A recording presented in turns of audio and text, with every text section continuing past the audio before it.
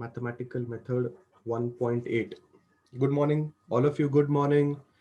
कहाँ पे हैं सब लोग? स्टार्ट कर सकते हैं? Can we start?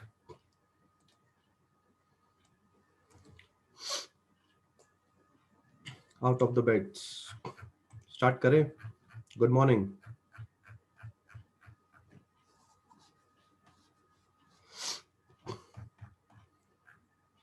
चलिए, इन द प्रीवियस लेक्चर अगर आपने नोटिस किया होगा तो जो डिस्कशन चल रहा है वो डिस्कशन चल रहा है स्केलर प्रोडक्ट के ऊपर, जिसका दूसरा नाम हम लोगों ने देखा था वो था डॉट प्रोडक्ट। ठीक है, स्केलर प्रोडक्ट भी नाम है, डॉट प्रोडक्ट भी नाम है। हमने ये देखा था कि क्यों उसको स्केलर प्रोडक्ट बोल रहे हैं हम और क्यों उसको डॉट प्रोडक्ट बोल रहे हैं हम लोग। ठीक है, सिंपल एक्सप्रेशन इस तरह से था, आपके पास एक वेक्टर है, आप उसको दूसरे वेक्टर के साथ मल्टीप्लाई करें तो बीच में आप एक डॉट डालें, मल्टीप्लाई का साइन नहीं डालें। इस डॉट को हम मल्टीप्लिकेशन जैसा ही समझेंगे, बट जब आपका फाइनल रिजल्टेंट आएगा तो वो पी क्यू कॉस थीटा आएगा। इस फॉर्मूला के ऊपर हम लोगों ने लास्ट लेक्चर में एक न्यूमेरिकल भी किया। हम लोगों ने ये देखा कि P एक वेक्टर है, Q एक वेक्टर है, पर दोनों का जब आप डॉट प्रोडक्ट कर रहे हो यानी कि स्केलर प्रोडक्ट कर रहे हो तो आंसर आपका एक स्केलर आता है। आंसर आपका एक स्केलर आता है। हमने लास्ट लेक्चर में एक न्यूमेरिकल भी लिया था, अगर आपको याद आएगा तो। लास्ट लेक्चर में जो न्यूमेरिकल था उसमें मैंने एक Q वेक्टर लिया था, मैंने एक P वेक्टर लिया था, दोनों के बीच का एंगल आप लोग को दिया था। हम लोगों ने यहां पे P का मैग्नीट्यूड सब्स्टिट्यूट किया निकाल के, Q का मैग्नीट्यूड सब्स्टिट्यूट किया निकाल के, cos 30 लगाया, वो भी वैल्यू हम लोग ने पुटअप की, पूरा का पूरा सॉल्व किया, 12.7 हमारा आंसर आ गया था। So because of this we are able to understand कि आप दो वेक्टर्स का स्केलर प्रोडक्ट कैसे कर सकते हो। ठीक है, but now in today's lecture हम लोग थोड़ा और आगे जाएंगे। हम लोग जो स्केलर प्रोडक्ट या डॉट प्रोडक्ट है वो हम लोग हमारे 3 यूनिट वेक्टर्स के साथ करने की कोशिश करेंगे। ठीक है, क्या आप बता सकते हैं हमारे पास 3 जो यूनिवर्सल यूनिट वेक्टर्स हैं उनका नाम क्या है? हमारे पास 3 ऐसे यूनिवर्सल यूनिट वेक्टर्स हैं, उनका नाम क्या है? Come on everybody, yes yes yes, everybody come on. 3 हमारे पास यूनिवर्सल यूनिट वेक्टर्स हैं, उनका नाम क्या है?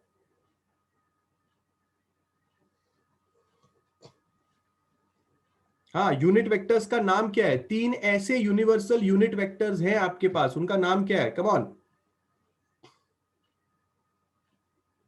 Yes yes yes. कौन से यूनिट वेक्टर्स आप जानते हैं? कभी सुना है आपने? आई cap, J cap, K cap सुना है आप लोगों ने? इनके नाम सुने हैं सब लोगों ने?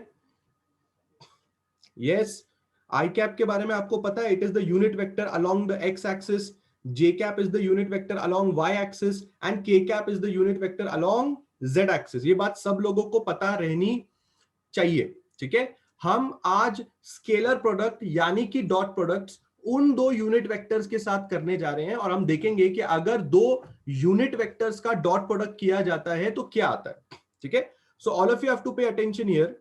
बिल्कुल अच्छे से आपने पे अटेंशन करना है। यहां पे हम लोग करेंगे dot product of unit vectors. कौन से यूनिट वेक्टर्स का डॉट प्रोडक्ट करने की बात कर रहा हूं मैं? वो जो 3 यूनिवर्सल यूनिट वेक्टर्स हैं जो एक्स, वाई और जेड को डिनोट करते हैं, हम उनका डॉट प्रोडक्ट करने जा रहे हैं। बहुत ही इंपॉर्टेंट रहेगा ये वाला डिस्कशन, बिकॉज अगर आपको ये वाला डिस्कशन समझ में आता है तो ही आपको आज का फ्यूचर डिस्कशन भी समझ में आएगा। इसलिए अच्छी तरह से सब लोगों ने ध्यान देना है। सबसे पहले मैं करना चाहूंगा आई कैप डॉट आई कैप। बिल्कुल ध्यान से देखिए व्हाट आई एम डूइंग। मैं एक आई कैप यूनिट वेक्टर का डॉट प्रोडक्ट एक आई कैप यूनिट वेक्टर के साथ कर रहा हूं। दोनों वेक्टर्स हैं, ये आप खुद अच्छी तरह से जानते हैं, और दोनों वेक्टर्स का मैं डॉट प्रोडक्ट यानी कि स्केलर प्रोडक्ट निकालने की कोशिश करना चाहता हूं। और आपको बहुत अच्छी तरह से पता है कि जब दो वेक्टर्स का स्केलर प्रोडक्ट निकाला जाता है तो आंसर एक स्केलर आता है। इक्वल टू साइन डालेंगे। फॉर्मूले के हिसाब से अगर आप जाओगे तो आपको पता चलेगा, जैसे यहां पे p वेक्टर लिखा है यहां पे आई कैप लिखा है, जैसे यहां पे q वेक्टर लिखा है यहां पे आई कैप लिखा है, बीच में डॉट है, बीच में डॉट है। p वेक्टर का मैग्नीट्यूड यहां पे आना चाहिए, उसके बाद q वेक्टर का मैग्नीट्यूड आना चाहिए, और उसके बाद p और q के बीच का कॉस का एंगल आना चाहिए। वापस मैं रिपीट कर रहा हूं, सबसे पहले p वेक्टर का मैग्नीट्यूड आना चाहिए, फिर q वेक्टर का मैग्नीट्यूड आना चाहिए, और फिर p वेक्टर और q वेक्टर के बीच के एंगल का थीटा आना चाहिए। अगर आप बात याद करेंगे, आई कैप जो वेक्टर आपको यहां पे दिखाई दे रहा है उसका मैग्नीट्यूड 1 होता है, निकालने की भी जरूरत नहीं है हमें। अगला वाला जो आई कैप है उसका मैग्नीट्यूड भी 1 होता है, आपको पहले से ही पता है। आप लिखेंगे कॉस, और हमें चाहिए इन दोनों के बीच का एंगल। जैसे यहां पे कॉस थीटा लिखा था तो इन दोनों के बीच का एंगल कंसीडर किया था, वैसे हमें यहां पे इन दोनों के बीच का एंगल कंसीडर करना है। अगर ये वेक्टर एक्स एक्सिस में है और ये वेक्टर भी एक्स एक्सिस में है, तो दोनों वेक्टर अगर एक्स एक्सिस में है तो दोनों के बीच का एंगल कितना हुआ? बोथ वेक्टर्स आर पैरेलल, तो दोनों के बीच का एंगल हुआ 0 डिग्रीज।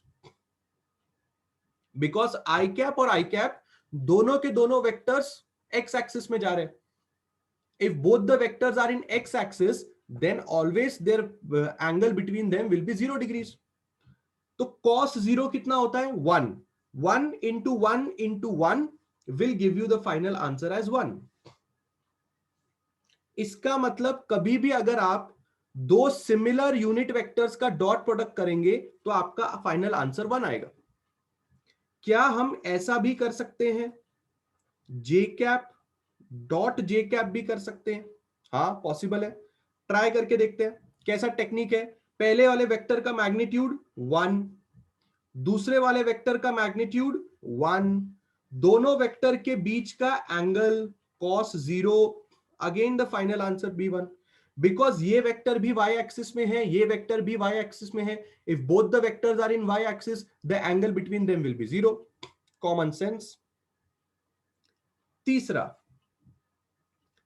के कैप डॉट के कैप किया जाए तो के कैप 1 मैग्नीट्यूड, दूसरा के कैप 1 मैग्नीट्यूड, दोनों के बीच का एंगल, दोनों वेक्टर z एक्सिस में जा रहे हैं, cos 0, अगेन द आंसर 1।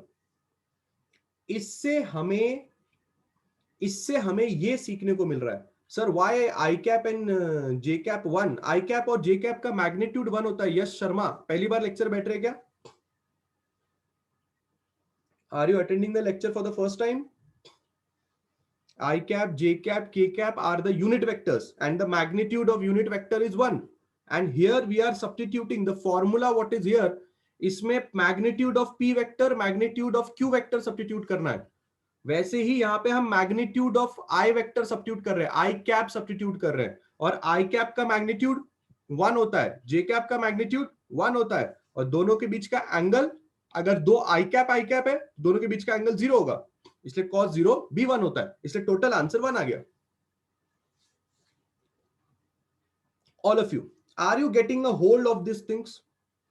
क्या आपको समझ में आ रहा है कि अगर मैं दो सिमिलर यूनिट वेक्टर्स का डॉट प्रोडक्ट निकालने की कोशिश करूंगा, अगर मैं दो सिमिलर यूनिट वेक्टर्स का डॉट प्रोडक्ट निकालने की कोशिश करूंगा तो मेरा आंसर 1 आएगा? Everybody give me a yes और no for this. Are you understanding what are we doing here? Come on, reply. सब लोगों को बात समझ में आ रही है कि दो सिमिलर यूनिट वेक्टर्स का अगर आप डॉट प्रोडक्ट करेंगे तो आपको फाइनल आंसर जो आएगा वो आएगा 1। सब लोग को बात समझ में आनी चाहिए। मैं भी और यूनिट वेक्टर्स के साथ हम लोग बात करेंगे। चलिए अब वापस और एक एग्जांपल लेते हैं। ये तीनों की जोड़ी आप याद रखें, ये तीनों की जोड़ी आप याद रखें। आगे बढ़ते हैं। सपोज कीजिए कि आप चाहते हैं कि आप I cap dot J cap करने की सोच रहे हैं, मतलब now you have taken a unit vector along X axis and now you have taken a unit vector along Y axis. अगर आप इन दोनों का डॉट प्रोडक्ट करने जाओगे तो टेंशन नहीं लेना, बेसिक खाली आपका सही होना चाहिए। बेसिक क्या बोलता है आपसे? बेसिक बोलता है आपसे आई कैप 1 होता है, जे कैप का मैग्नीट्यूड 1 होता है, और आई कैप और जे कैप के बीच का एंगल कितने का होता है? कोई मुझे बता सकता है? चलो तुम्हारी बारी इस बार, बताओ। अगर एक आई कैप वेक्टर है और दूसरा जे कैप वेक्टर है तो दोनों के बीच का एंगल कितने का होगा? तुम्हें क्या लगता है सब लोगों को? बहुत ही बढ़िया, बहुत ही बढ़िया, because you know it very very well that I cap is X axis and J cap is Y axis, दोनों के बीच का एंगल 90 हो जाएगा। तो आप यहां पे क्या लिखना पसंद करेंगे? cos 90 लिखना पसंद करेंगे।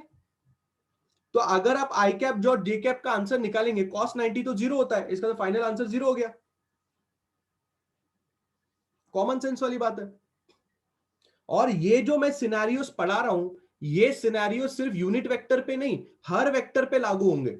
इसलिए आपको ध्यान रखना है कि अगर दो वेक्टर पैरेलल होंगे तो दोनों के बीच का एंगल जीरो होगा। दो वेक्टर अगर 90 मतलब परपेंडिकुलर होंगे तो उनके बीच का एंगल 90 डिग्री होगा। ये बातें आपने याद रखनी है। चलो और एक आप लोग के लिए पेश करते हैं। अगर आप करने जाओगे जे कैप डॉट के कैप, तो अब क्या होगा? अब जे कैप का मैग्नीट्यूड 1, के कैप का मैग्नीट्यूड 1, वाई एक्सिस पे जे कैप होता है और जेड एक्सिस पे के कैप होता है। तो अगर आप नोटिस कर रहे हैं तो जेड एक्सिस और आपका वाई एक्सिस दोनों के बीच में again the angle is how much? 90 degrees. तो आप जा रहे हैं यहां पे zero. I hope everybody knows that k cap is the unit vector along z axis। जो तीसरी एक्सिस आपके पास होती है उसको आप z एक्सिस मानते हैं। आई होप ये सब लोगों को पता है। सिक्स्थ वन एक बार ट्राई कर लेते हैं। क्या हम कर सकते हैं आई cap dot K cap? Possible है, पॉसिबल है। कौन कौन? आकांक्षा, किसकी बात कर रहे हो आप? I cap is 1, J cap K cap is 1, और जब आप इन दोनों के बीच का एंगल सब्स्टिट्यूट करोगे तो आपको मिलेगा cos 90 डिग्रीज अगेन। अरे रुद्र, कैसे कैसे 180 रे रुद्र? आई कैप मतलब एक्स एक्सिस है, जे कैप के कैप मतलब वाई जेड एक्सिस है। What is the angle between these three axis रे बाबा? इस तरह से बनाते हैं ना, ये वाई एक्सिस है, ये एक्स एक्सिस है, ये जेड एक्सिस है। तो तुम्हारे आई कैप और जेड कैप के बीच का एंगल कितना है? 90 है ना? तुम्हें पता है ना, जेड एक्सिस ऐसा ऊपर की तरफ बाहर की तरफ जाती है, तीन एक्सिस होती है हमारे पास। हाँ, तो 180 कैसे हुआ? कितना होगा? 90 डिग्री होगा कि नहीं होगा? आई कैप डॉट के कैप कितना आएगा? जीरो आएगा। ये आपको भूलना नहीं है कि आपका जो फाइनल आंसर आएगा वो एक स्केलर आ रहा है। ये फाइनल आंसर एक स्केलर्स की बात कर रहे हैं। तो डोंट डिस्कस अबाउट डायरेक्शंस और don't call these as vectors. Like Akanksha, you are calling these as vectors, these are not vectors, these are scalars. तो दो यूनिट वेक्टर का डॉट प्रोडक्ट करने के बाद आंसर स्केलर आ रहा है, तो आपको टेंशन लेने की जरूरत नहीं है कि वो वेक्टर बचा कि नहीं बचा, कि वो यूनिट वेक्टर बचा कि नहीं बचा। ऐसा डिस्कशन ही नहीं है। आप दो यूनिट वेक्टर्स का डॉट प्रोडक्ट कर रहे हो, आंसर स्केलर आ रहा है। You are not interested in if they are vectors or unit vectors, or because they are not in terms of vector only, they are in terms of scalars। सीखने को क्या मिल रहा है यहां से? आप लोगों को सीखने को क्या मिल रहा है? आप लोगों को सीखने को यह बात मिल रही है कि अगर दो ऐसे वेक्टर्स आप लेंगे जिनके बीच का एंगल 90 डिग्री होगा, जिनके बीच का एंगल 90 डिग्री होगा, तो उनके डॉट प्रोडक्ट का आंसर आपको जीरो मिलेगा। मैं वापस रिपीट करता हूं, two vectors having 90 degree angle, और आप ऐसे बोल सकते हो perpendicular to each other then their dot product is 0। कोई भी वेक्टर हो, कोई भी वेक्टर हो, भले वो यूनिट वेक्टर हो या ना हो, क्योंकि 0 होने में जिम्मेदारी किसकी आ रही है? जरा सोच के देखियो, ये बंदे लोग का फाइनल आंसर 0 आ रहा है, इसमें मेन जिम्मेदारी cos 90 की आ रही है। अगर आप नोटिस करेंगे तो भले ही यहां पे मैग्नीट्यूड आप कुछ भी पुट करो, कुछ फर्क नहीं पड़ने वाला है, cos 90 अल्टीमेटली सबको 0 ही कर देगा। क्या आपको ये बात समझ में आ रही है कि कोई भी दो वेक्टर दे दिया जाए आपको, उनका परपेंडिकुलर होने की वजह से उनका फाइनल आंसर 0 ही आने वाला है? क्या ये बात सब लोगों को समझ में आ रही है? बताइए बताइए, क्या everybody is understanding this thing that if two vectors are perpendicular to each other then उनका डॉट प्रोडक्ट 0 आएगा? Give me a yes all of you. Is everybody understanding this thing?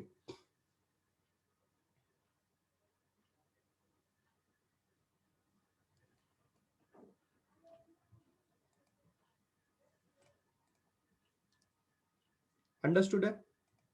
Understood है? बहुत ही बढ़िया। मैं क्या सोच रहा हूं कि आपके दिमाग में एक चीज समझ में आनी चाहिए। फिलहाल हम लोग डॉट प्रोडक्ट जो है वो यूनिट वेक्टर के साथ करके दिखा रहे हैं, पर ये जो चीज आप कर रहे हो ये मैंने कल आपको नॉर्मल वेक्टर्स के साथ भी लगा के दिखाई थी। तो आपने ये टेंशन नहीं लेना है कि ये आंसर्स जो आ रहे हैं ये फिलहाल यहां पे 111 इसलिए आ रहा है क्योंकि यूनिट वेक्टर का मैग्नीट्यूड 111 था और cos 0 भी 1 है, इसलिए तीनों को मल्टीप्लाई करके 1 आ रहा है। बट सेम टेक्निक आप हर वेक्टर्स पे लगा सकते हो, वो यूनिट वेक्टर हो या ना हो। टेक्निक बोला मैंने, टेक्निक। पहले वाले का मैग्नीट्यूड, दूसरे वाले का मैग्नीट्यूड, दोनों के बीच का एंगल। पहले वाले का मैग्नीट्यूड, दूसरे वाले का मैग्नीट्यूड, दोनों के बीच का एंगल। टेक्निक की हम बात कर रहे हैं। अब हम क्या करेंगे, अब हम लोग इस नॉलेज को इस्तेमाल करेंगे P vector dot Q vector का एक अलग से नया फॉर्मूला निकालने के लिए। यह फॉर्मूला ओके है, यह फॉर्मूला गलत नहीं है, पर हम और एक फॉर्मूला निकालना चाहते हैं P vector dot Q vector का, एक और फॉर्मूला निकालना चाहते हैं।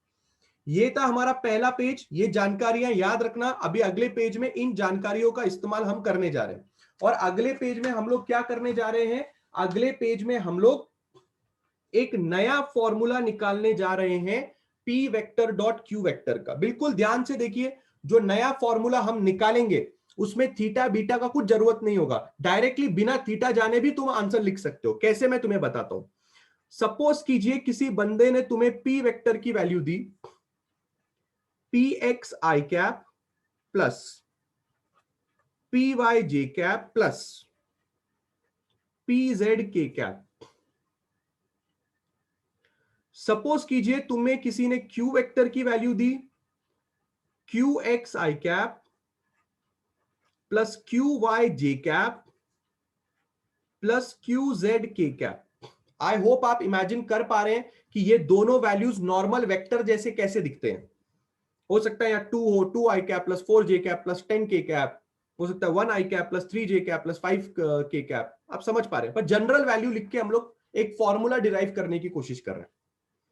और वो बंदा आपको बोलता है कि करो P vector dot Q vector करो। अब हम लोग P vector dot Q vector directly कर रहे हैं। डायरेक्टली कर रहे हैं मतलब जैसे नॉर्मल मल्टीप्लीकेशन करते हैं ना, वैसे करेंगे। बिल्कुल अच्छी तरह से स्टेप्स को ध्यान देना है। मैंने लिखा P x I cap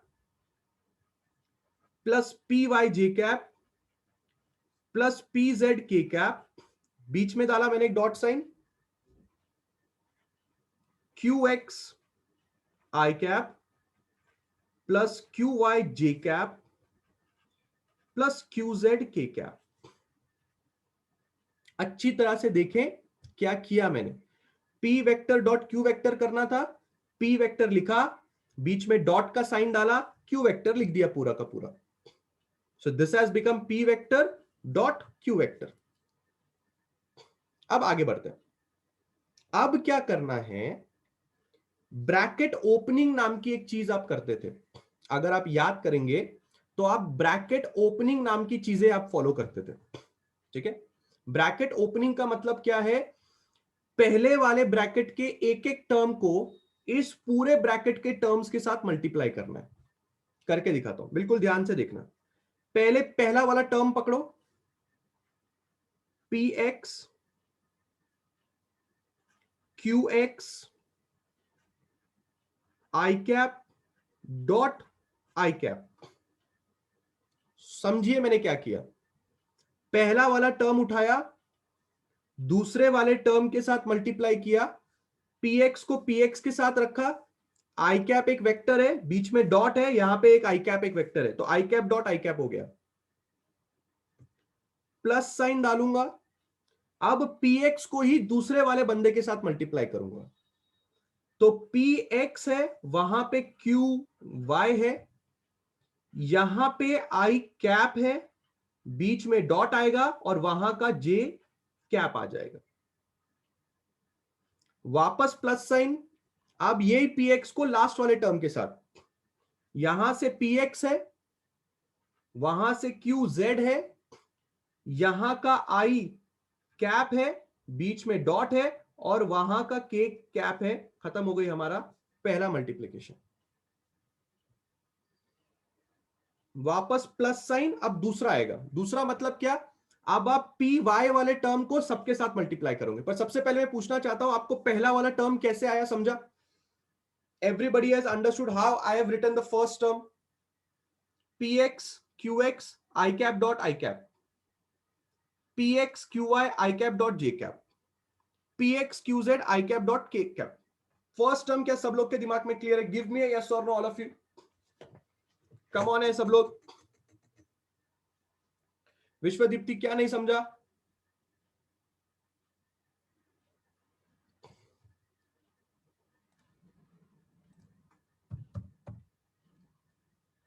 yes विश्वदीप्ति,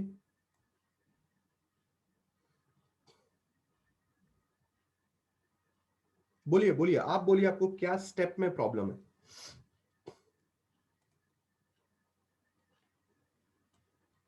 क्योंकि उसमें पूरा मैथमेटिक्स है, हो सकता है कोई स्टेप में आपको प्रॉब्लम हो सकती है, क्योंकि ब्रैकेट ओपन करना है बस।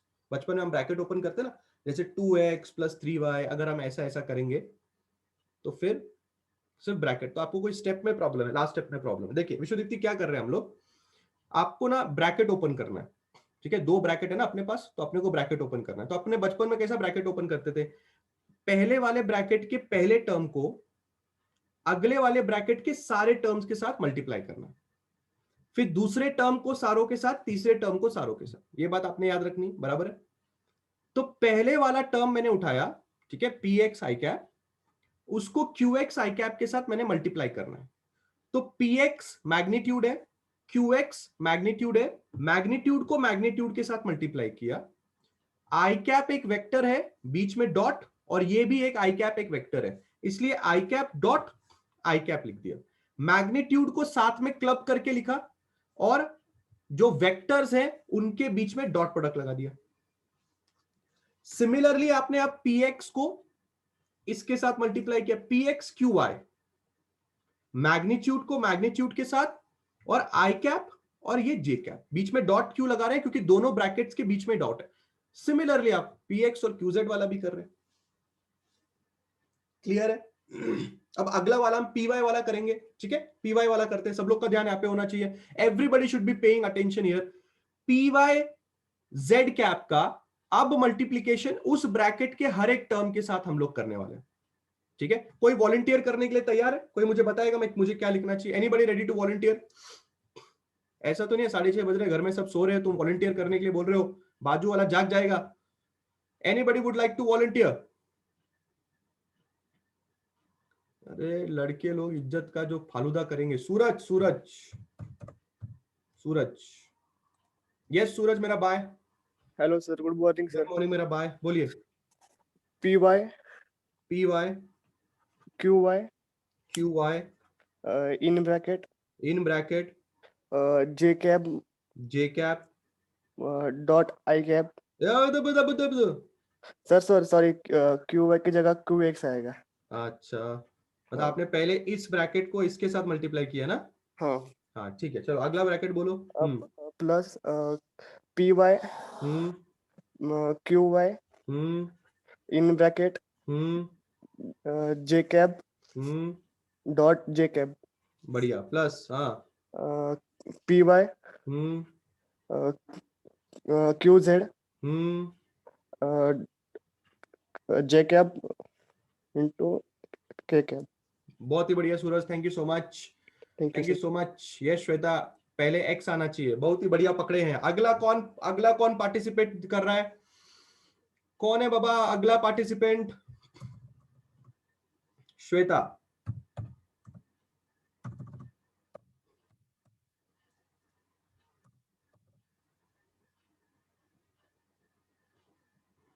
यस श्वेता,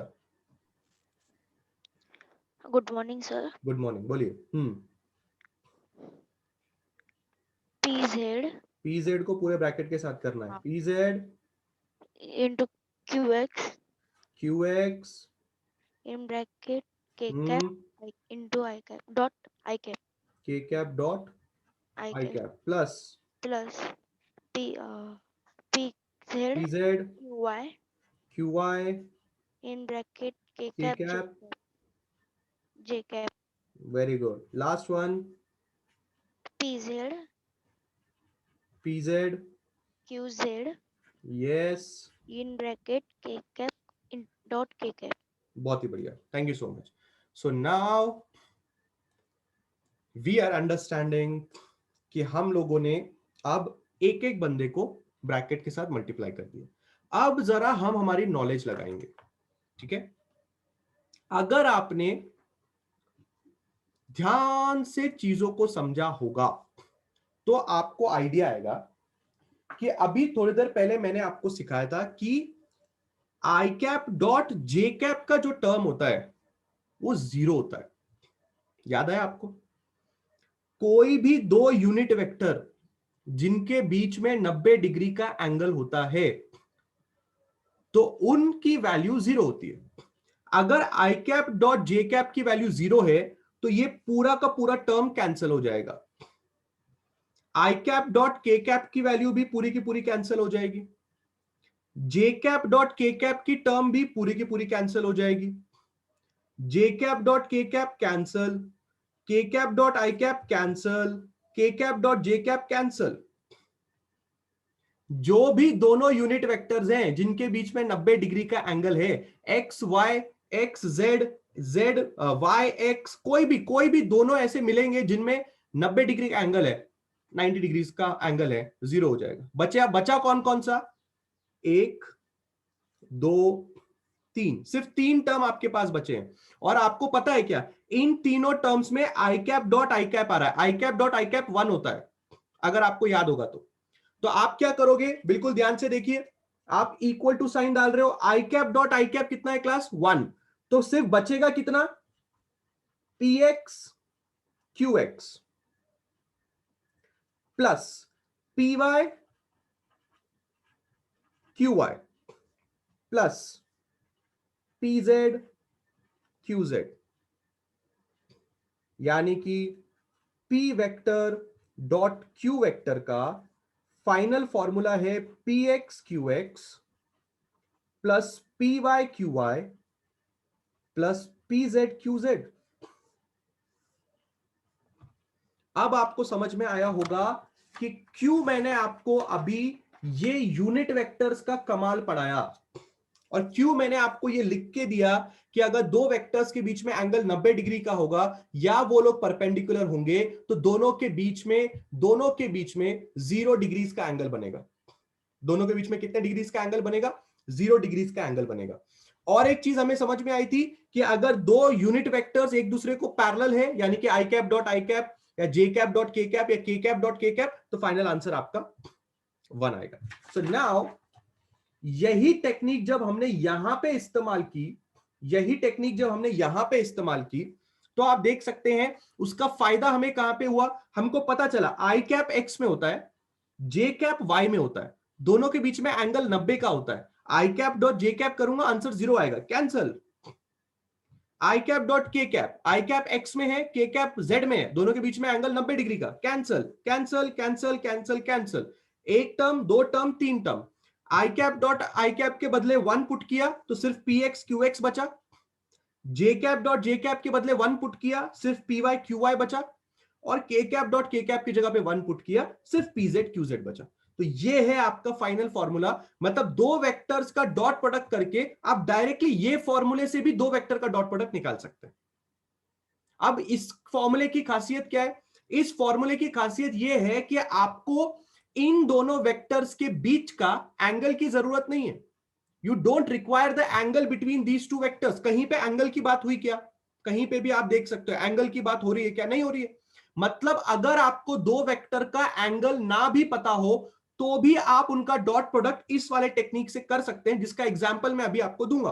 पर फिलहाल have you understood this formula? क्यों कैंसिल हुआ, क्या किया हमने, ये सबको समझा? Give me yes all of you, come on. All of you have understood this thing?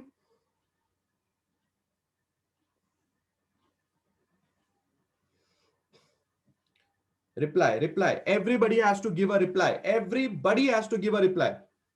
सब लोग अंडरस्टूड है? एवरीबडी इज अंडरस्टूड है? एवरीबडी इज अंडरस्टूड है?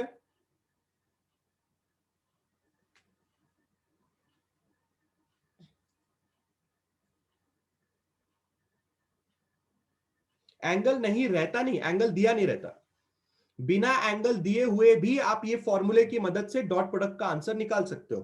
पर ये वाला फॉर्मूला जब आपको लगाना है, when you have to apply this formula, you require angle. तो दो फॉर्मूले डॉट प्रोडक्ट के लिए हो गए। ये वाले फॉर्मूले के बेसिस पे जरा एक एग्जांपल लेके आप लोग के सामने रख देते हैं, ताकि अगर आपको कॉन्फिडेंस आ गया तो बात हमारी यहीं पे खत्म हो जाएगी।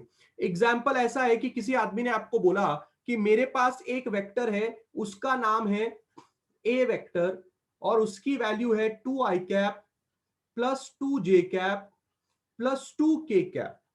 हमने बोला वेरी गुड।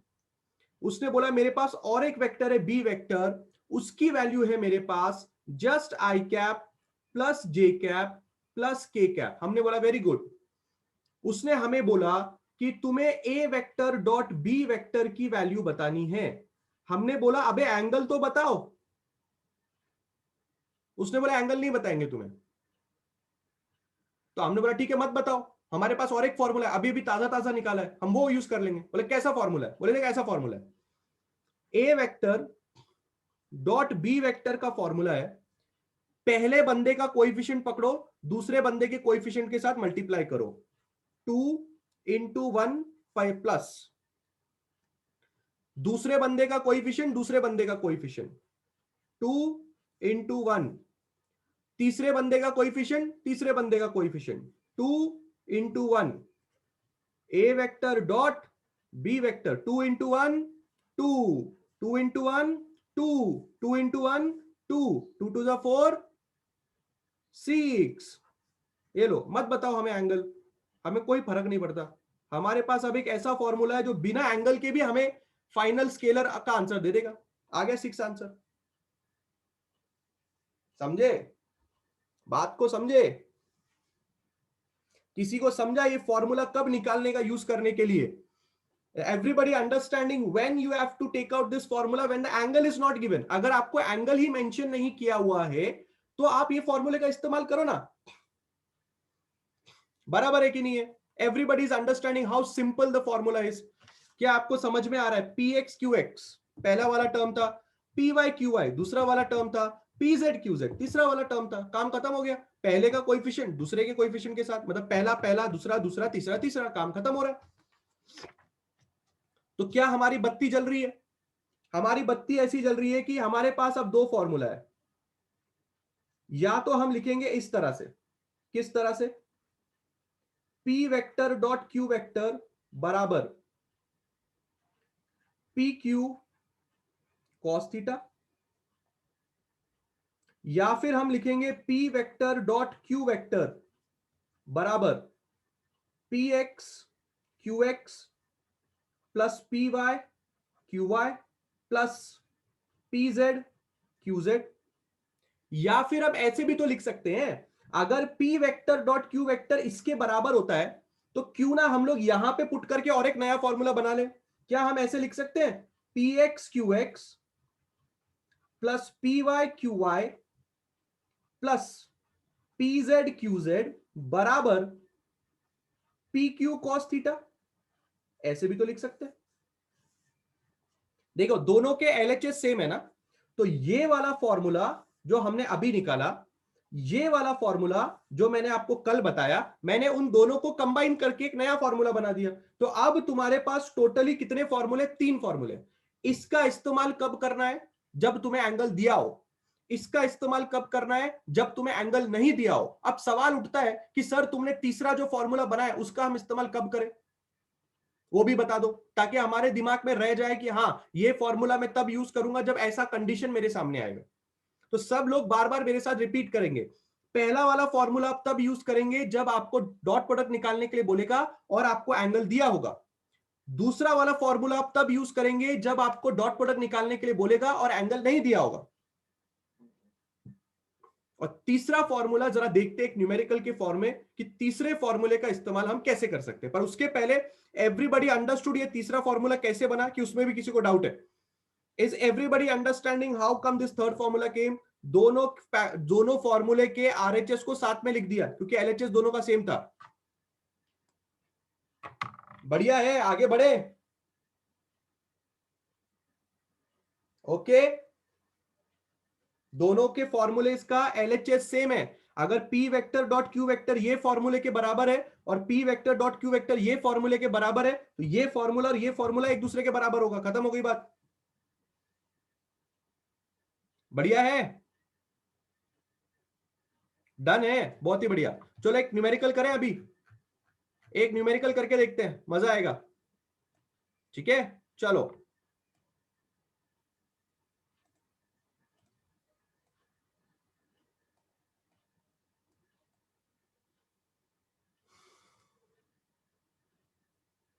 ये एग्जाम्पल 2.8 करना है हमें। क्या करना है, एग्जाम्पल 2.8 करना है हमें। ये होगा हमारा पेज नंबर 4। सब लोग का ध्यान होना चाहिए यहां पे। हम कर रहे हैं एग्जाम्पल 2.8। ठीक है, एग्जाम्पल 2.8 कहता है कि तुम्हारे पास एक ए वेक्टर है। हमने कहा वेरी गुड, उसका नाम है 5i cap plus 6j cap plus 4k cap. हमारे पास एक बी वेक्टर है, उसकी वैल्यू है 2i cap minus 2j cap plus 3k cap. हमने कहा वेरी गुड। अब वो क्वेश्चन क्या बोलता है, बिल्कुल ध्यान से देखिए। क्वेश्चन बोलता है determine the angle between A vector and B vector. सोच के देखिए क्या बोलता है, ए वेक्टर और बी वेक्टर के बीच का एंगल बताओ। हाँ कर सकते हैं अमन, कर सकते हैं। वो जो फॉर्मूलाज है वो 2D और 3D दोनों में एप्लीकेबल है। ठीक है, चालू करते हैं। हमको क्या करना है, हम लोग को फाइंड करना है इन दोनों वेक्टर्स के बीच का एंगल। थीटा फाइंड करना है हम लोग को इन दोनों वेक्टर के बीच का। ठीक है, मैं क्या बोलता हूं, अब हम लोग तीसरा फॉर्मूला लिख लेते हैं चुपचाप। तीसरा फॉर्मूला क्या बोलता है, तीसरा वाला फॉर्मूला क्या बोलता है, ax bx plus ay by plus az bz बराबर a b cos थीटा। यही है ना, ऐसा ही है। अब तुम्हें थीटा में इंटरेस्ट है, जरा थीटा का फॉर्मूला बना लो यहां से। cos theta will be, cos theta will be, क्या करोगे भाई, cos थीटा कैसे लिखोगे, ax bx plus ay by plus az bz whole divided by a b। देखो समझो किस तरह से इस्तेमाल कर रहे हैं तीसरे फॉर्मूले का। अब सोच विचार करो, इस फॉर्मूले में तुम्हें क्या क्या चाहिए। सबसे पहले तो तुम्हें ए वेक्टर का मैग्नीट्यूड चाहिए, उसके बाद तुम्हें बी वेक्टर का मैग्नीट्यूड चाहिए। तो क्यों ना इसी फॉर्मूले में सब कुछ सब्स्टिट्यूट कर दिया, अलग अलग करने से अच्छा। कॉस थीटा बराबर A X B X, A Y B Y, A Z B Z whole divided by, how do you calculate a magnitude of a vector? This vector का मैग्नीट्यूड कैसे निकालोगे? Under root of A X का square plus A Y का square plus A Z का square, अगर याद आ रहा होगा। How will you calculate the B vector का magnitude? Under root of B x का स्क्वायर, बी वाई का स्क्वायर, बी जेड का स्क्वायर। अलग अलग निकालने से अच्छा एक ही फॉर्मूले में डाल लेते हैं ना। ए वेक्टर का मैग्नीट्यूड में अलग से कहीं बैठ के निकाल के फिर यहां सब्स्टिट्यूट करो, इससे अच्छा बना देते हैं, एक ही साथ निपटा देते हैं। कॉस थीटा, अब सिर्फ वैल्यू पुटअप करनी है, अब सिर्फ क्या करनी है? वैल्यू पुटअप करनी है। सो आई होप आपको बात समझ में आ रही होगी। ये वाला फॉर्मूला अभी अभी ताजा ताजा हमने निकाला, ताजा ताजा फॉर्मूले से हम लोग ने कॉस थीटा निकालने की कोशिश की, तो ये ए और बी इसके नीचे डिवीजन में आ जाएंगे। फिर हमें पता चला कि ए जो है वो ए वेक्टर का मैग्नीट्यूड है, तो हमने मैग्नीट्यूड का फॉर्मूला लिख दिया। फिर ये बी वेक्टर है, इसका मैग्नीट्यूड है, तो हमने मैग्नीट्यूड का फॉर्मूला लिख दिया। अब सिर्फ पुटअप करना है और काम देखना है क्या होगा। ए एक्स बी एक्स का मतलब क्या होगा? ऊपर आएगा 5, बी एक्स है आपका 2, ए वाई बी वाई का मतलब है 6 -2, ए जेड बी जेड का मतलब है 4 और 3। सिर्फ देख के पुटअप करना है। Whole divided by under root of A X है 5 का स्क्वायर, ए वाई है +6 का स्क्वायर, ए जेड है +4 का स्क्वायर, वापस एक अंडर रूट, बी एक्स है 2 का स्क्वायर, बी वाई है -2 का स्क्वायर, बी जेड है 3 का square. Cos theta 5 2s are 10 -6 2s are 12 +4 3s are 18 whole divided by under root of 5 का स्क्वायर 25, 6 का स्क्वायर 36, 4 का स्क्वायर 16, अंडर रूट ऑफ 2 का स्क्वायर 4,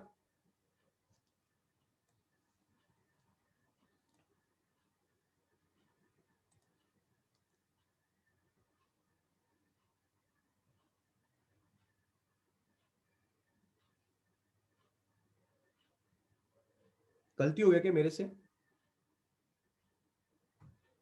ओ हो 4 3 7 18 लिख दिया, 12 12, 4 तिग्गी 12, -2 का स्क्वायर 4, 3 का स्क्वायर 9। सिर्फ पुट कर रहे हैं, नॉर्मल मल्टीप्लीकेशन डिवीजन, कुछ टेंशन लेने की जरूरत नहीं है। कॉस थीटा, अब ये -12 +12 कैंसिल हो जाएगा, ऊपर बचा 10, 25 में 36 में 16, 25 में 36 में 16, 25 में 36 में 16 √77, 4 में 4 पे 8 √17, बरोबर है, √77 और √17। अब क्या, कहां तक पहुंचे भाई? कॉस थीटा बराबर 10 अपॉन √77 और √17।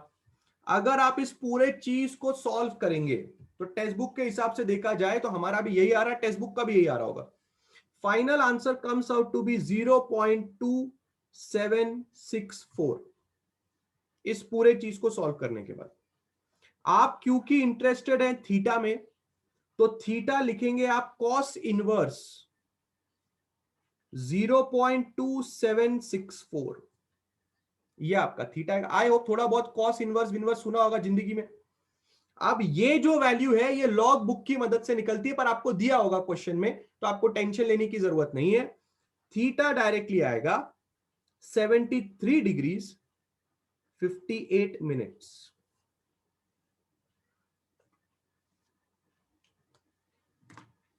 What is more important that, निकाल सकते हैं अनुराग, निकाल सकते हैं। What is more important is that steps देखो, स्टेप्स से ज्यादा स्टार्टिंग के 2-3 फॉर्मूलेस देखो। आपके लिए यह ज्यादा इंपॉर्टेंट है कि आपने स्टेप्स अच्छी तरह से चेक करने। हाँ ऑब्वियसली मल्टीप्लीकेशन ही है ना दोनों के बीच में। √77 और ए और बी के बीच में क्या है, यहां पे ए और बी के बीच में क्या है, मल्टीप्लीकेशन है, नंबर है। ए क्या है, व्हाट इज ए, ए क्या है, ए आपका मैग्नीट्यूड है, नंबर है। What is B, number, number और नंबर मतलब स्केलर और स्केलर, उसके बीच में आपको टेंशन नहीं लेना डॉट है कि मल्टीप्लाई है। यहां पे नंबर और नंबर के बीच में अपना सादा वाला मल्टीप्लीकेशन है, डायरेक्टली यहां पे √27 और ये √17 डायरेक्ट मल्टीप्लाई कर देना। अमन सेकंड वाले फॉर्मूले से नहीं कर सकते, कैसे करेंगे सेकंड वाले फॉर्मूले से, ये सेकंड वाला फॉर्मूला और सेकंड वाला और फर्स्ट वाला फॉर्मूला मिला के यही दिया हुआ है। आयुष अगर कॉस्ट की वैल्यू नहीं दी होगी तो लॉग बुक के इस्तेमाल से हम निकाल सकते हैं, पर मोस्टली आपको दी जानी चाहिए वैल्यूज। आ रहा है आपको बात समझ में? Everybody give me yes if you are getting this hold of this question. एकदम सिंपल है रे, बस तुम्हें यह समझना है कि तुम्हारा बेसिक कितना स्ट्रांग है, खत्म हो जाती है बात।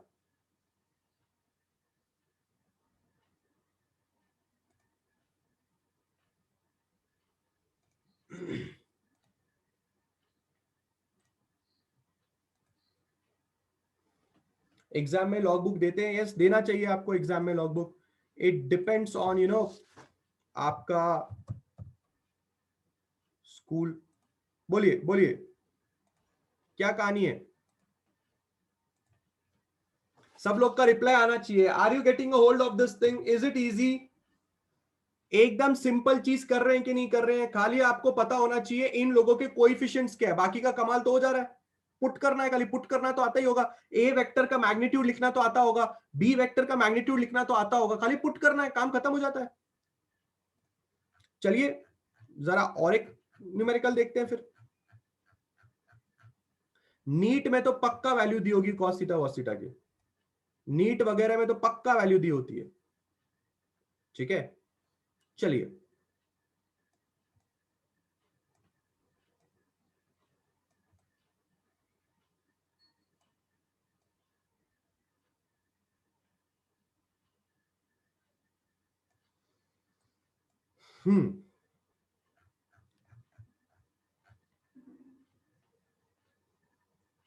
ये देखिए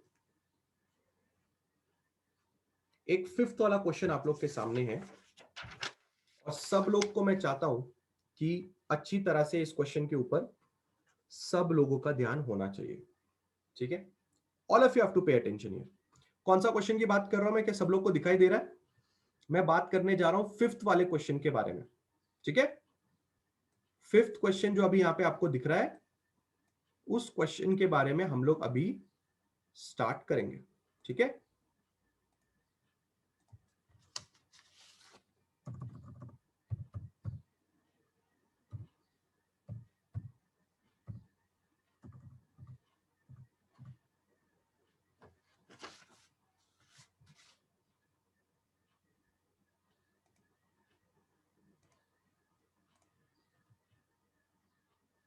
अच्छा अगर किसी का वीडियो ऑन होता है तो तुम लोग को भी दिखता है क्या, कि सिर्फ मुझे दिखता है? Can you people also see if somebody's video is turned on?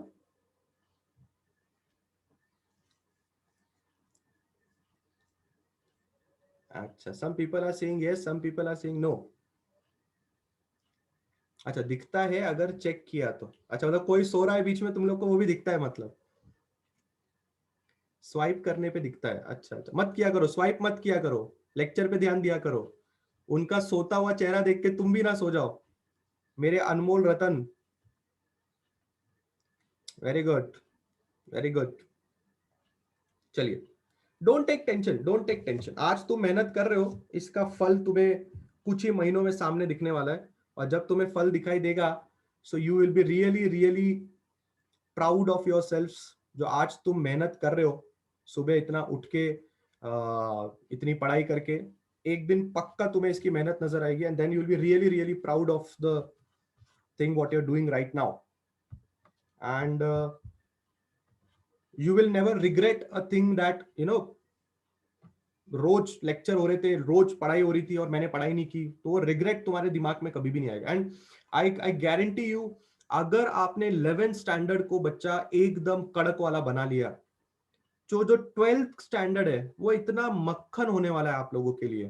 ठीक है, मैं प्लानिंग कर रहा हूं आपका 12th स्टैंडर्ड बहुत जल्दी स्टार्ट करने का, मतलब अराउंड हम लोग जैसे ही आपका एग्जाम खत्म हो जाएगा 11th स्टैंडर्ड का, ठीक है, उसके बाद अगर हम डिस्कशन करेंगे, इफ यू वांट 10-15 दिन का ब्रेक कि सर थोड़ा आराम करने दो, तो 10-15 दिन का ब्रेक हम लोग लेंगे, 10 दिन का मिनिमम ले सकते हैं ताकि आप लोग को भी थोड़ा एंजॉयमेंट मिल जाए।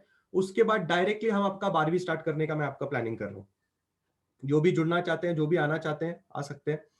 तो अगर बच्चा आपने यहां ध्यान दे दिया तो 12th में जो मक्खन वाली चीज आपकी चलने वाली है, ठीक है ना, एंड स्पेशली एंट्रेंस में जो आपको मदद होने वाली है, बाप रे बाप। ठीक है ना, बहुत सारे बच्चे ये बोलते हैं कि सर अभी जो 12th स्टैंडर्ड के बच्चे हैं, जिनका मैं अभी एंट्रेंस हम लोग स्टार्ट करेंगे, अभी कल से वो एंट्रेंस स्टार्ट होने वाला है, तो फिर आप देखिए कल से आप लोग का भी होगा, उन लोग का भी होगा, सर 12th का भी फ्री होगा, सब फ्री है, सब फ्री है।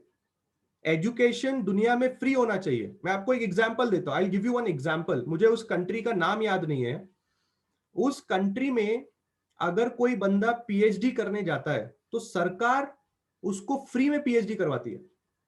कोई भी एजुकेशन लेना है, आपने खाली सरकार के पास जाके बोलना है मुझे ये पढ़ाई करनी है। कोई भी तरह का एजुकेशन लेना है, आपने बस सरकार को जाके बोलना है कि मुझे ये पढ़ाई करनी है, सरकार फ्री करती है आपके लिए। फ्री एजुकेशन है, वहां पे फ्री एजुकेशन है, लाइब्रेरीज फ्री है, सब चीज एजुकेशन फ्री है। मेरा तो मानना ऐसा है कि एजुकेशन फ्री होना चाहिए। पर अभी अगर आप, यस, नॉर्वे या नेदरलैंड्स, मुझे नाम याद नहीं आ रहा, but I heard about this sometimes before, बहुत पहले मैंने ये सुना था, है कि नहीं। तो फिलहाल तो what I think is that अभी तो बिजनेस बन गया है। मैं स्कूल्स की बात नहीं कर रहा हूं, I am not talking about schools. Schools they will charge you a good amount of fees, a good amount of fees, ठीक है ना, because they have to run and all that. But बाकी जगह पे तो बिजनेस ही चल रहा है, तो फिर फ्री है। आप 12th में आओ, बिना किसी टेंशन के आओ। आ रही है आपको बात समझ में, ठीक है ना। It's totally free, totally free.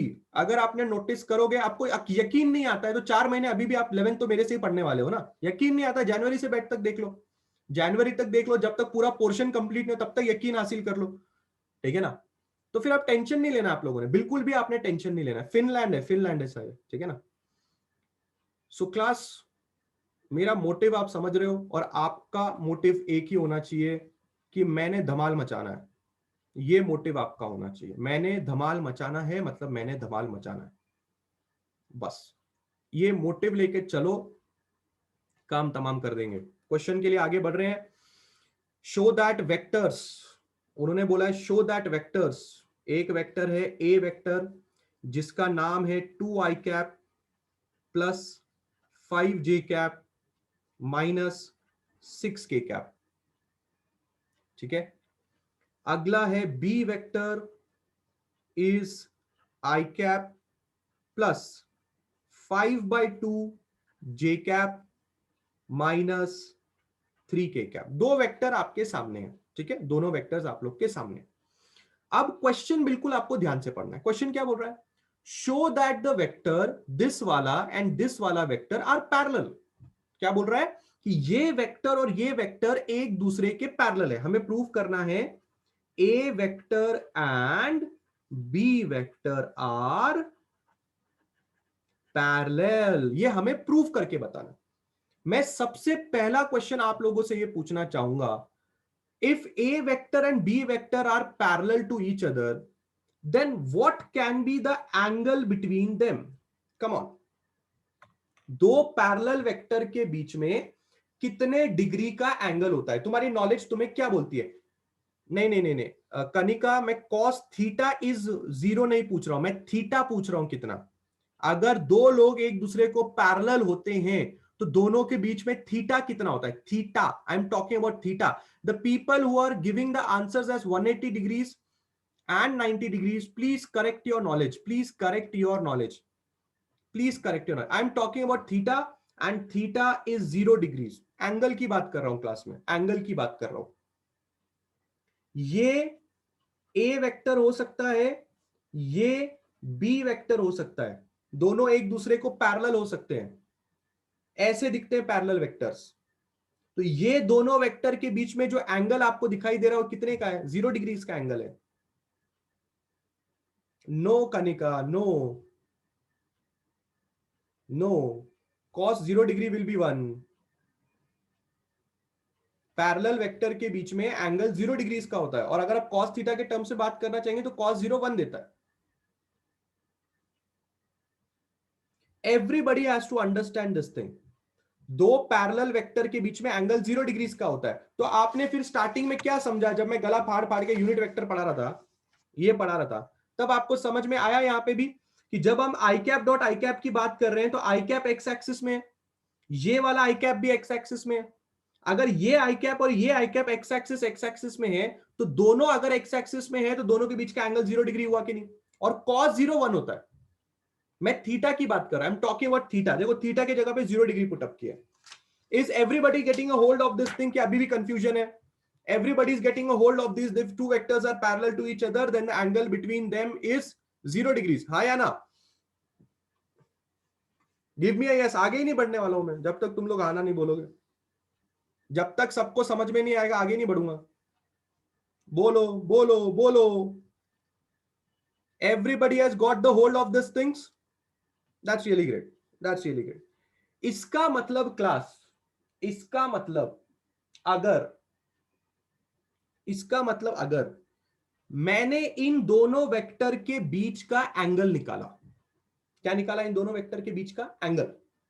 और अगर मैंने इन दोनों वेक्टर के बीच का एंगल निकाला और वो एंगल की वैल्यू अगर 0 डिग्री आई तो ये प्रूफ हो जाएगा ऑटोमेटिकली कि ये दोनों एक दूसरे को पैरेलल है.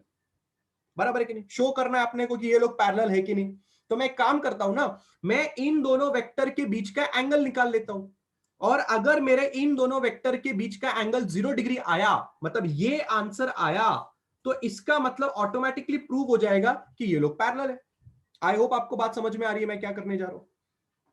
सो अब आपने हमारा फॉर्मूला तो देखा हुआ है, तो क्यों ना वो फॉर्मूला हम डायरेक्टली यहां पे अप्लाई करें और देखें कि चीजें कैसे आगे आगे बढ़ रही हैं. फॉर्मूला क्या अप्लाई करना पड़ेगा हम लोग को? अभी अभी हमने एक फॉर्मूला सीखा, cos theta is equal to ax bx plus ay by plus az bz whole divided by under root of ax का स्क्वायर ay का स्क्वायर प्लस az का square under root of bx का square by का square plus bz का square. I hope everybody is understanding. जो formula मैंने यहां लिखा था एक थीटा का, वही फॉर्मूला मैंने पूरा का पूरा वापस लिख दिया है. बस क्योंकि ये छोटा a और छोटा b है इसलिए छोटा छोटे में लिख दिया है. In this Q scalar product बताया नहीं तो फॉर्मूला डाल सकते हैं. सर्वेश कर सकते हैं. आपको यहाँ पे फ्रीडम है कि स्केलर और वेक्टर प्रोडक्ट दोनों यूज कर सकते हो, पर अभी तक से आपको वेक्टर प्रोडक्ट नहीं पता. You don't know what's vector product at this moment.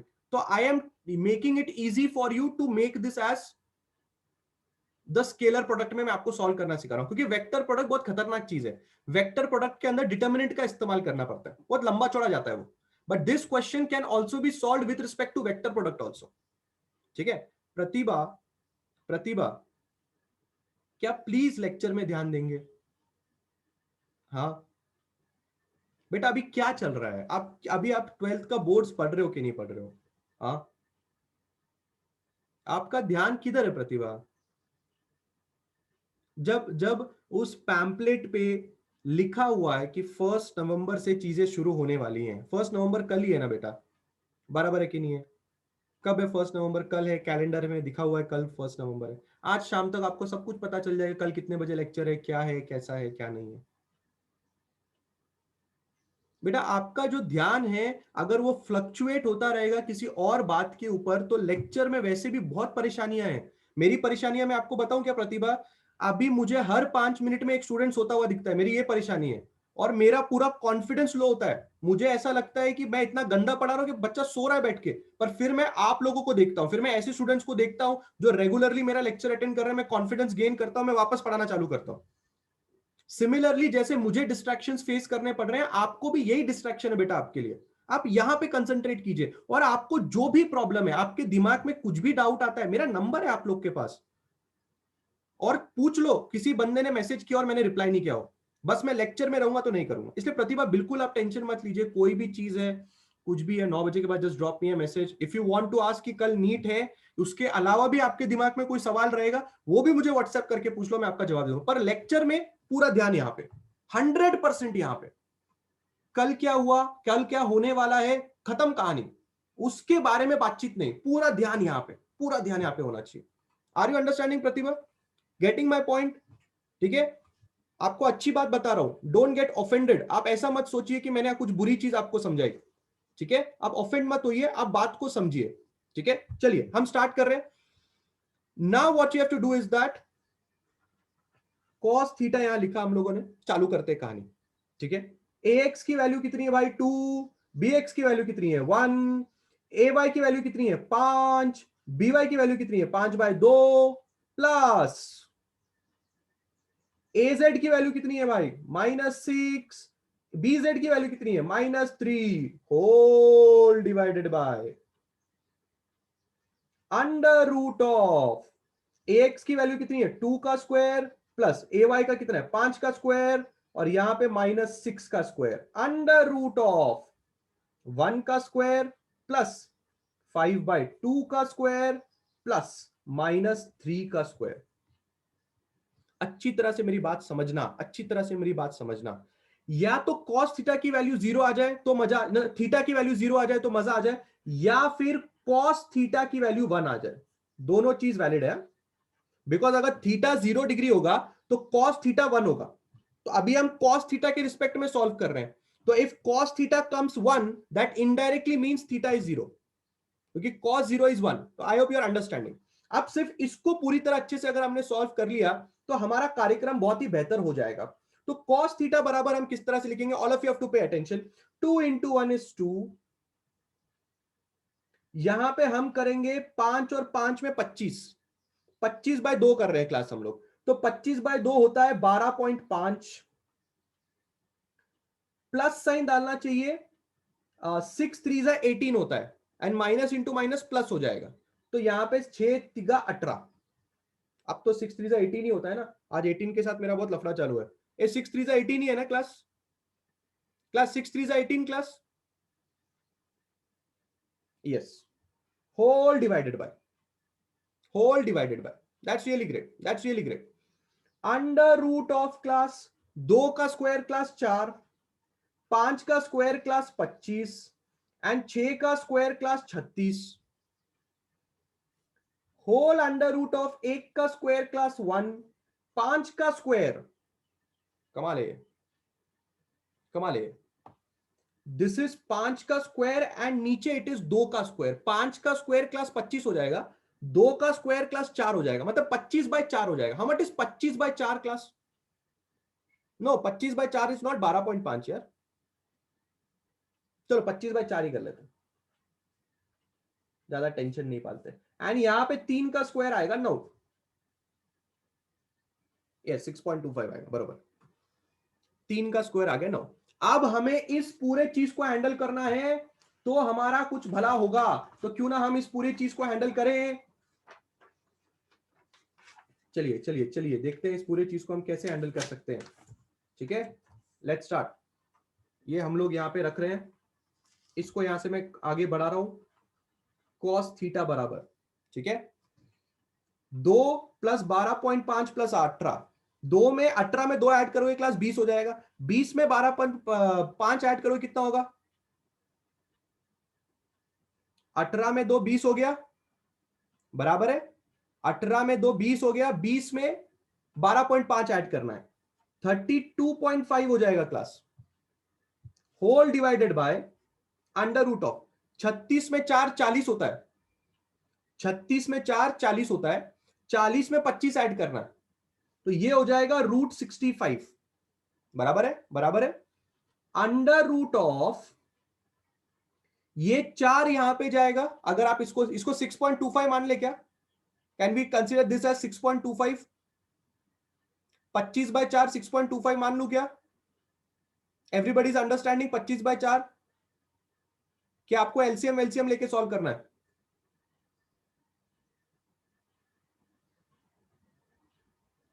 LCM लेके सॉल्व करना है, ठीक है, एलसीएम लेके सॉल्व करते हैं। एलसीएम कैसे लेंगे आप? यहां पे 4 आएगा, ये 25 आएगा, नीचे 4 आएगा, और फिर +9 यहां पे बाकी रहेगा। पहले मैंने 2 लोगों का एलसीएम लिया है, I have just taken this 2 people का एलसीएम। देन अगले स्टेप में आपको इसके साथ भी एलसीएम लेना पड़ेगा, तो ऐसा हो जाएगा 9 के साथ भी 4 मल्टीप्लाई करोगे, काम हो जाएगा, टोटल एलसीएम आ गया। आप एलसीएम आता है लेना सबको, इन दोनों का एलसीएम आता है ना सबको? Everybody is comfortable with LCM?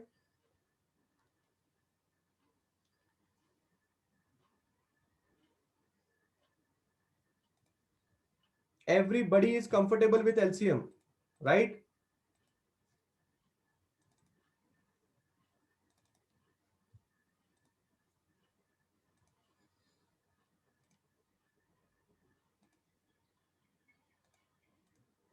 ठीक है, बहुत ही बढ़िया, बहुत ही बढ़िया। अब क्या है, 25, पहले तो 9 4 कितना होता है? cos थीटा तो चल ही रहा है, ऊपर 32.5 चल रहा है क्लास, नीचे 65 चल रहा है, अंडर रूट ऑफ, पहले ये निपटा लेते हैं। 9 4 कितना होता है क्लास? 36 होता है। 36 में 4 कितना होगा? 36 में 4 होगा 40, 40 में 25, 65/4 आपके पास आ रहा है, बराबर है। तो अभी 65 डिवाइडेड बाय, अगर मैंने 4 कर दिया, तो 65 डिवाइडेड बाय 4 मुझे 16.25 के करीब मिलेगा, बराबर है। तो cos theta will be 32.5 upon under root of 65 and under root of 16.5, ठीक है। if you're not comfortable with this thing, like if you're not comfortable with this theory, what you can do is that आप इसको ऐसे भी कर सकते हो, मैं आपको बताता हूं। ये देखो, आपके पास 32.5 है ना, आपके पास 32.5 है, बराबर है। अब अगर आप नोटिस करोगे, अगर आपके पास 32.5 है, तो 32.5 ऊपर रखो, नीचे 65 का रूट है, यहां पे भी 65/4 चल रहा है। इसको आप कैसे कर सकते हो, मैं आपको दिखाता हूं। 65 यहां पे आपने ऐसे ही रखा, इस रूट को दोनों बंदे लोग को दे दो। देखा आपने? ये स्टेप थोड़ा इग्नोर करो, वैसे सही है, कोई गलत नहीं है ये स्टेप। 65/4 में होल रूट है, 65 को भी रूट दो, 4 को भी रूट दो। अब इस स्टेप को जब आप सॉल्व करोगे तो 32.5 आएगा। 65 root and 65 root will be how much? 65, and root 4 will be how much? 2। 65/2 is 32.5, and 32.5 gets cancelled, and the final answer comes out to be 1. And if cos theta is coming out to be 1, this means theta is 0, and this means that both vectors are parallel to each other. ऐसा करके झमेला हो रहा है, देख रहे हो? फिर तुम्हें सोचना पड़ेगा 65.5 का रूट कैसे आएगा, ये क्या होगा, अलाना क्या होगा, फलाना क्या होगा। तो रूट 65/4 तुमने किया ना यहाँ पे, तो ये जो रूट है 65 को दे दो, 4 को अलग से दे दो, ठीक है ना। तो 65 को अलग से दे दिया, 4 को अलग से दे दिया, तो root 65 65 and root 4 is 2 and 65/2 is 32.5, cancel out, answer is 1. If cos theta is 1, you can directly declare theta is 0 degree, and you can directly declare both vectors are parallel. क्या बोलते हो? बात सबको समझ में आ रही है? This will be our 6th page, वो 5th पेज था, ये 6th पेज था। क्लियर है सब लोग के दिमाग में? हमजा 60.5 वाला स्टेप भूल जाओ, ये वाले स्टेप से ये वाला स्टेप देखो। Clear? Everybody is understanding this steps? हाँ या ना? ठीक है, डन है। पर मैं तुम्हें एक बात बताऊं क्या, इस चीज को सॉल्व करने का एक आसान तरीका भी है। 5th पेज, 1 मिनट दिखाओ, ये लो 5th पेज।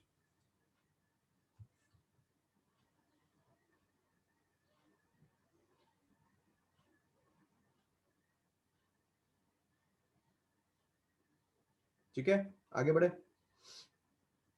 इस पूरे चीज को सॉल्व करने का एक आसान तरीका भी है। तुम्हें इतना लंबा चौड़ा करने की जरूरत नहीं है।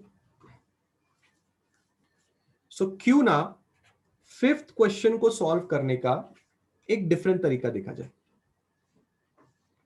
अब ये नॉलेज है, इसका मैं प्रूफ वगैरह नहीं दिखाऊंगा। I won't show proof of this thing, but ये फॉर्मूला आप एग्जाम में, अपने बोर्ड एग्जाम में भी लगा सकते हैं, एंट्रेंस में भी लगा सकते हैं, कोई परेशानी वाली बात नहीं। If two vectors are parallel to each other, अगर दो वेक्टर एक दूसरे को सच में पैरेलल्स हैं, then the ratio of their coefficients are equal। वापस मैं रिपीट करता हूं, एग्जाम्पल देके रिपीट करता हूं। अगर आपके पास एक वेक्टर है AXI plus AYJ plus AZK, और आपके पास और एक वेक्टर है BXI plus BYJ plus BZK, तो अगर ये दोनों वेक्टर सच में पैरेलल है या नहीं, आपको डायरेक्टली ये ऑथेंटिकेटेड चीज है, ऐसी नहीं है कि शॉर्ट ट्रिक है कुछ है। आप एग्जाम में इस चीज का डायरेक्टली ये स्टेटमेंट लिख सकते हो, मैं दिखाऊंगा, टेक्स्ट बुक में भी स्टेटमेंट है, बस प्रूफ नहीं है आपके पास इस चीज का कि कैसे आता है, क्या आता है। ऐसे प्रूफ लाने की भी जरूरत नहीं है, कॉमन सेंस से भी आता है, पर आप फिलहाल भी समझ लीजिए। AX बाय BX बराबर होगा AY बाय BY के, बराबर होगा AZ बाय BZ के।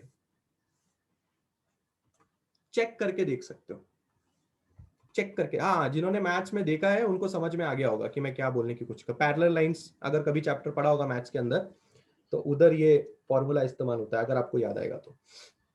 कैसे करेंगे, हमारे ये वाले एग्जांपल में लगा के देखे क्या कि सच में ये लोग पैरेलल है कि नहीं, चेक करके देखते हैं।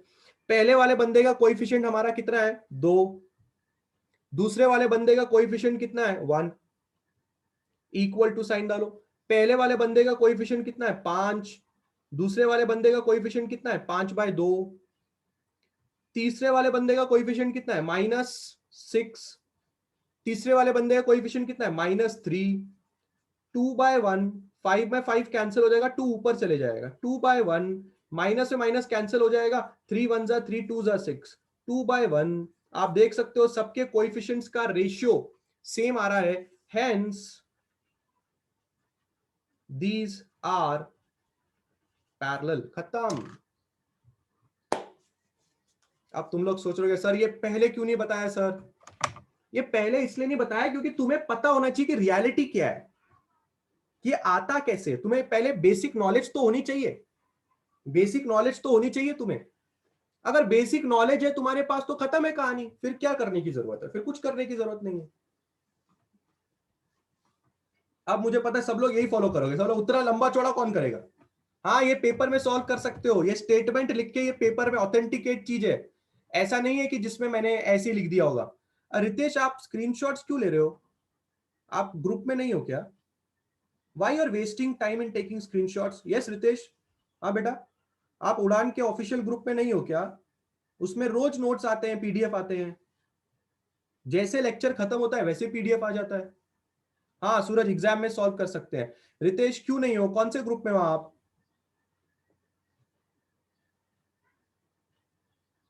हाँ रितेश, 11th बॉयज किसी में भी नहीं? अरे तो आपको कौन भेजता है लिंक, कौन भेजता है आपको, कौन है? मेरा दोस्त भेजता है। एक काम करो, नंबर लिखो 9923 9923 9923 185 119। 9923185119 लिखा रितेश? ये वाले नंबर पे मेरे को व्हाट्सएप करो, मैं आपको ग्रुप में ज्वाइन करता हूँ। ये स्क्रीनशॉट लेना बंद करो, पूरा ध्यान यहाँ पे होना चाहिए। अगर इतना ही तुमको मेहनत करने का काम देता तो मैं क्यों तुमको पीडीएफ भेजता? सब कुछ हाजिर है, पूरा ध्यान यहाँ पे चाहिए। मुझे पहले सवाल, पहले तुम लोग मुझे बताओ ये तुम कर सकते हो कि नहीं कर सकते हो? पहले मुझे सर टारगेट में ऑल्टरनेट मेथड है, समझा नहीं, दिखाओ क्या? सेम सर, हाँ मेरे को व्हाट्सएप कर, तू नेक्स्ट लेक्चर अपन डिस्कस करेंगे सर्वेश, ठीक है? सर ये मेथड सॉल्व करेंगे, कोई मार्क्स तो नहीं काटेगा? नहीं काटेगा, ऑफिशियल मेथड है, दिखाऊंगा तुम लोग को। तुम लोगों को मेरी बातों पे भरोसा नहीं है, तुम लोग मेरी आधी जायदाद के मालिक हो और तुम लोग को मेरी बातों पे भरोसा नहीं आता है। दिखा दो तुम लोग को, ये देखो, तुम लोग को बातों में भरोसा नहीं है ना, ये देखो। टेक्स्ट बुक वाला जब यूज करेगा तब तो भरोसा करोगे ना, ये देखो, देखो भाई। अरे मजाक कर रहा हूं, इमोशनल मत हो, मजाक मजाक मजाक कर। ये देखो क्या बोलता है, देखो पी वेक्टर है, क्यू वेक्टर है, बोलता है कि दे दोनों वेक्टर सेम डायरेक्शन में है। अब देखो जरा इसने कैसे सॉल्व मारा इस क्वेश्चन को, जरा देखो, बिल्कुल ध्यान से देखो कैसे क्वेश्चन को सॉल्व मारा। पढ़ो जरा। Since P vector and Q vector have same direction, यानी कि both are parallel, their corresponding components must be in the same proportion. जो मैंने यहां पे लिखा हुआ है वही उसने यहां पे लिखा हुआ है। देखो जो फॉर्मूला मैंने लगाया हुआ है वही फॉर्मूला उसने भी लगाया। देखो देखो देखो देखो, ऑफिशियल है, कोई तुम्हारे मार्क्स नहीं काटने वाला है। अगर पैरेलल बोलेगा आप ये लगा सकते हैं, बिंदास लगा सकते हैं, कोई कुछ नहीं करने वाला। बस ये डायलॉग चिपका के आ जाना। क्या डायलॉग है?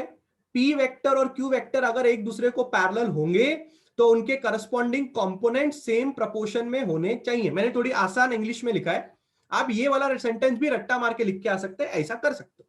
पर याद रहिए, दोनों के दोनों वेक्टर क्लास सेम डायरेक्शन में होने चाहिए, मतलब दोनों के दोनों वेक्टर्स पैरेलल होने चाहिए, तभी ये फॉर्मूला लगेगा। किसी में भी उठा के मत लगा देना। आ रही तुमको बात समझ में? क्लियर है सब लोग के दिमाग में? सब लोग को बात समझ में आ रही है ना? ये फॉर्मूला कब लगाना है? हाँ तो अब ये लगे हाथ इसको निपटा ले क्या? लगे हाथ ये क्वेश्चन भी निपटा लेते हैं, है कि नहीं? लगे हाथ ये क्वेश्चन भी निपटा लेते हैं। This will be our page number 8। बात बिल्कुल ध्यान से देखो, क्वेश्चन क्या बोलता है, ध्यान से सुनना। क्वेश्चन बोलता है कि तुम्हारे पास एक पी वेक्टर है। क्या है तुम्हारे पास? P vector. क्या है तुम्हारा P vector? 4i cap minus J cap plus 8 cap. हमने बोला वेरी गुड। फिर बोलता है तुम्हारे पास एक क्यू वेक्टर है। हमने बोला वेरी गुड। क्या है Q vector? 2i cap minus M J cap plus 4k cap. That's really great, that's really great. ठीक है, अब वो बोलता है फाइंड m। अब वो बोलता है फाइंड m की वैल्यू फाइंड करो। और तुम्हें साफ साफ पहले से ही बोलता है, क्रिश मेरा बाय, डोंट टेक टेंशन मेरा बाय, जब मैं स्कैन करूंगा तो मैं आधा और आधा बेटर, मतलब मैं स्कैन करते समय आपको बेटर मिल जाएगा। मतलब स्कैन करते समय आपको 5वें पेज के बाद 6th पेज मिलेगा, फिर 7th पेज मिलेगा, फिर 8th पेज मिलेगा। टेंशन नहीं लेने का, यहां पे ध्यान देने का। क्या है, मुझे कितना लगता है आप लोग कितनी फिक्र करते हैं, छोटी छोटी बातों की फिक्र है आपको। सर ऐसा, सर वैसा, वेरी गुड। यहां पे ध्यान दो, P vector and Q vector are parallel, ऐसा पहले ही क्वेश्चन में डिक्लेयर कर दिया उसने। पढ़ रहे होगे तुम लोग क्वेश्चन, क्या बोल रहा है क्वेश्चन में? पी वेक्टर और क्यू वेक्टर सेम डायरेक्शन में, ये डिक्लेयर्ड है पहले से। पर तुम्हें बोलता है फाइंड एम, दिख रहा है ये एम, ये एम फाइंड करो। अगर ये दोनों वेक्टर्स एक दूसरे को पहले से ही पैरेलल है तो मेरा काम हो गया ना। मुझे पता है कि P X by Q X बराबर P Y by Q Y बराबर P Z by Q Z होना चाहिए। और ये कब लग सकता है फॉर्मूला? जब दोनों लोग पैरेलल हो। है दोनों लोग पैरेलल, क्वेश्चन ने खुद मुझे ये बोला है दोनों लोग सेम डायरेक्शन में, बस मैं लगा सकता हूं। करो, 2 मतलब 4 नहीं, 4 by 2 minus 1 by minus M, 8 by 4।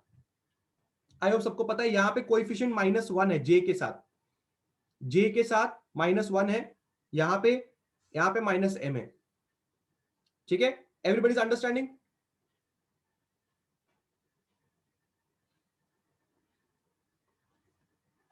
हाँ, पी वाई क्यू वाई बराबर बराबर, P X Q X, P Y Q Y, P Z Q Z बराबर है। ये सबको समझ में आ रहा है। अब क्या करना है, आपने कोई भी दो बंदे को रेशियो में लेना है, मतलब रेशियो मतलब साथ में लेना है। आप इन दोनों को भी ले सकते हो या आप इन दोनों को भी लिख सकते हो, किसी भी दो लोगों को साथ में लेके सॉल्व कर सकते हो।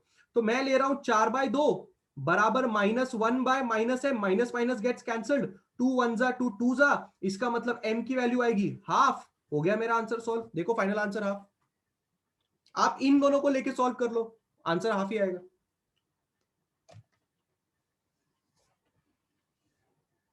बहुत ही सिंपल है, बहुत ही सिंपल है। बस अगर आप लोगों ने स्टार्टिंग से ध्यान दिया हुआ है तो आज आपको मजा आ रहा होगा। आपको लग रहा होगा यार स्केलर प्रोडक्ट तो कुछ भी नहीं है, दो फॉर्मूले तीन फॉर्मूले सबने सर ने वैसे भी तीनों फॉर्मूले पेज में लिख के दे दिए।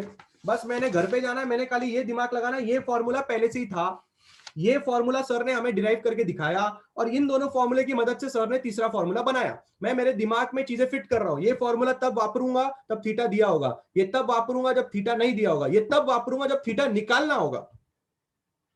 कॉमन सेंस चल रहा है, एकदम मजानी लाइफ है।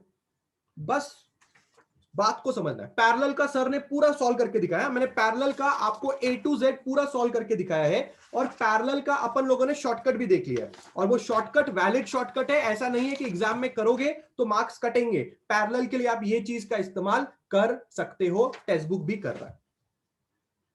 क्लास एक होमवर्क करोगे, करोगे एक होमवर्क करोगे? बोले रे बाबा, will you do a homework? Homework okay. थोड़ा हटके दे रहा हूं, थोड़ा हटके दे रहा हूं, सिमिलर नहीं दे रहा हूं, थोड़ा हटके दे रहा हूं, ठीक है? आपको ये क्वेश्चन मुझे सॉल्व करके दिखाना है। एक्चुअली दो क्वेश्चन देता हूं मैं आपको होमवर्क, ठीक है? दो क्वेश्चन आप लोग के लिए होमवर्क है, सेकंड एंड फोर्थ, सेकंड और फोर्थ दो क्वेश्चन आप लोगों के लिए होमवर्क है। पैरेलल वाले क्वेश्चन नहीं है, परपेंडिकुलर वाले क्वेश्चन है। कैसे क्वेश्चन है? परपेंडिकुलर वाले। आज मैंने आपको पैरेलल सिखाया, अब मैं चाहता हूं कि आप ये दिमाग लगाओ कि अगर दो वेक्टर एक दूसरे को परपेंडिकुलर हैं, दो वेक्टर एक दूसरे को परपेंडिकुलर हैं, तो कैसे दिमाग लगेगा? डॉट प्रोडक्ट ही लगाओ, डॉट प्रोडक्ट का दिमाग लगाओ, सॉल्व करके देखो कि कैसे आप दो वेक्टर्स को परपेंडिकुलर प्रूफ करोगे। करोगे try? All of you will try पक्का? एक्सरसाइज में है पेज नंबर 29 पे, सेकंड और फोर्थ क्वेश्चन मैंने होमवर्क दिया है। करिए, व्हाट्सएप पे सेंड करिए मेरे को, ठीक है? आई कैप और के कैप के बीच में एंगल कितना है? 90 डिग्री है। अरे आई कैप और के कैप मतलब वर्धन एक्स और जेड ना, एक्स और जेड के बीच में एंगल 90 डिग्री का ही होता है। चलो चलो, bye bye bye bye bye. Do join the maths lecture, do join the maths का लेक्चर, मैथ्स का लेक्चर ज्वाइन करना है सब लोगों ने, ठीक है? चलिए bye bye. Any doubts WhatsApp में?